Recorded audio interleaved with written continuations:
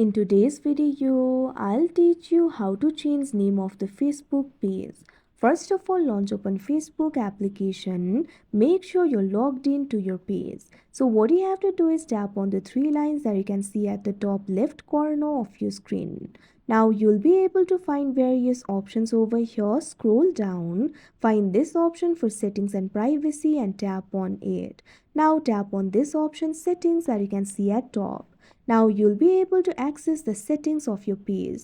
What you have to do is scroll down. Now over here under the section for audience and visibility, you'll be able to find this option for page setup. So what you have to do is tap on it.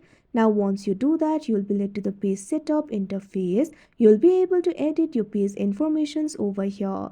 At first, you'll be able to find this option for name. So what you have to do is tap on it. You'll be able to see your current name over here. So what you have to do is tap on the field of name. After you do that, erase the current name. Now enter the new name over here.